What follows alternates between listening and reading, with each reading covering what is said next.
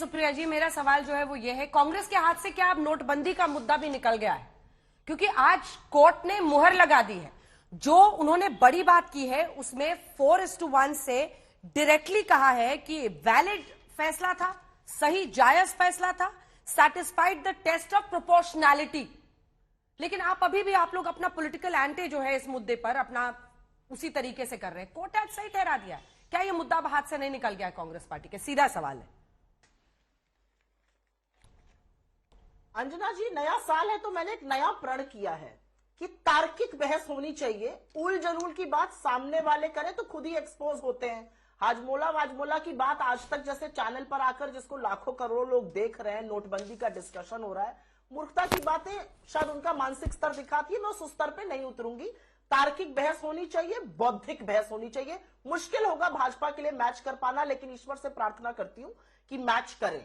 आपने एक सवाल पूछा ब्लैक मनी को लेकर, और मैंने अपने पहले जवाब में भी कहा था कि ये उसकी प्रक्रिया को लेकर फैसला है।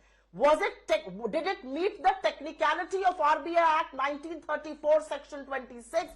Was the RBI consulted? Yes, the RBI was consulted. ये फैसला तब का। और एक बात आपको और भी बता दूं कि इसी फैसले के चलते एक पूर्व आरबीआई गवर्नर ने आरबीआई छोड़ी थी, और बाद में उर्जित पटेल जिनको इन्होंने बनाया उन्होंने भी छोड़ी थी। ये मैं बता रही हूं।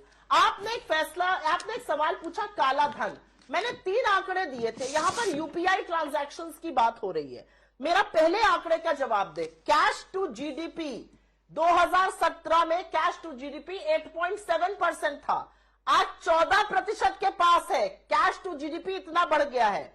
72% जंप हुआ है cash in the Indian economy 6 साल में।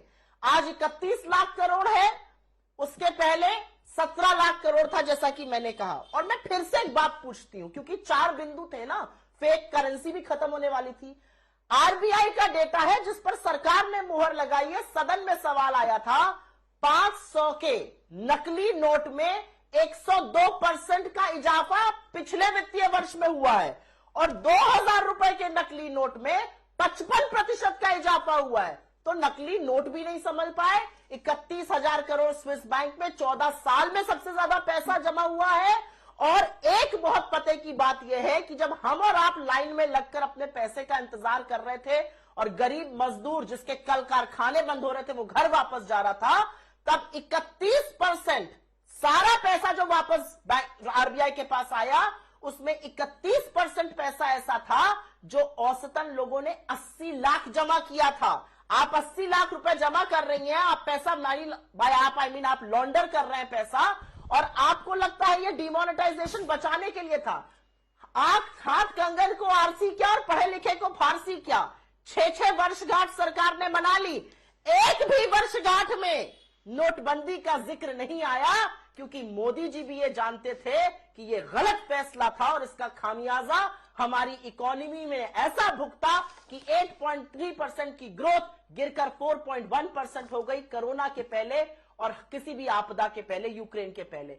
क्यों नहीं इन्होंने अपनी हर वर्षगांठ पर इसको अपनी एक बड़ी उपलब्धि बनाया? इस फैसले का, इस बात का जवाब दे दे। छोटी छोटी चीजों को उपलब्धि बनाते हैं। 6 साल की हर वर्षगांठ पर नोटबंदी के नाम पर छू तक नहीं की गई। क्यों? क्योंकि जो भी ऑब्जेक्टिव थे वो सारे गलत साबित हुए। नोटबंदी का सबसे ज्यादा कहर और सबसे ज्यादा प्रहार कारखानों पर, गरीबों पर, क्या आपकी सरकार धीरे धीरे किसानों पर पड़ा? नोटबंदी के फैसले पर खुद ही बैकफुट पर चली गई थी।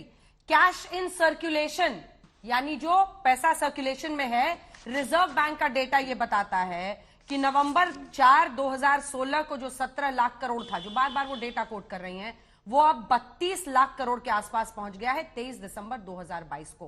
कैश इन सर्कुलेशन तो बढ़ गया है सर। क्या आप लोग खुद ही बैकफुट पे चले गए? ये आरोप लगा रही हैं वो। मैं बता दूं, मैं उत्तर देता हूं। देखिए, सबसे पहले तो एक बात जान लीजिए अंजना जी, अगर इकॉनमी बड़ी होगी तो जो कैश है इन सर्कुलेशन, हो सकता है वो नंबर्स में बड़ा हो, लेकिन अगर आप परसेंटेज में देखेंगे तो वो कम होगा। और कुछ आंकड़े मैं भी लेके आया हूं, लेकिन सबसे पहले एक बात का उत्तर जरूर दे दूं। देखिए, इन्होंने कहा कि अपनी जब भी उपलब्धियां बताती है भारतीय जनता पार्टी, तो उसने नोटबंदी की बात नहीं करी। तो मैं इनसे कहूंगा कि आप देख लीजिएगा पिछले 4 साल की जो हमने उपलब्धियां बताई, तो तमाम चर्चाओं में भी हमने इसको उपलब्धि बताया और मैंने कारण आपको बताया, और उसके अलावा जो भी सामग्री हमारी पार्टी बांटती है उसमें भी उपलब्धि बताई गई। अब इनको नहीं लगता, क्योंकि विदेशी दौरे पे बाहर चले जाते हैं, इनको नहीं पता चला होगा, गलती इनकी नहीं है। मैं आपके सामने 2-3 बिंदु और रख देता हूं। करेंसी इन सर्कुलेशन का डेटा जो मेरे पास आया है, सरकारी डेटा, मैं आपको बता दूं, ये 2016 फाइनेंशियल ईयर में 88% था करीब, और ये 20% फाइनेंशियल ईयर 2022 में हो गया। पहली बात, कैश ट्रांजैक्शंस, जो हाउसिंग मार्केट, जो हमें पता है कि काले धन की खपत हाउसिंग मार्केट जो सेक्टर है इसमें सबसे ज्यादा होती है, ये 75% डिमोनेटाइजेशन के बाद कमी आई इसमें, काले धन का जो खपत होती थी। तीसरा, जो शेल कंपनीज होती थी, और शेल कंपनीज का सहारा तो नेशनल हेराल्ड में भी लिया गया है, कांग्रेस पार्टी ने भी लिया है, तो इनको खलता होगा। लेकिन 3,80,000 शेल कंपनीज ऐसी हैं जिनको डी रजिस्टर किया गया डिमोनेटाइजेशन के बाद, उसी की वजह से, और 4.5 लाख ऐसे लोग हैं डायरेक्टर्स जो शेल कंपनी में थे, इनको भी स्ट्राइक ऑफ किया गया।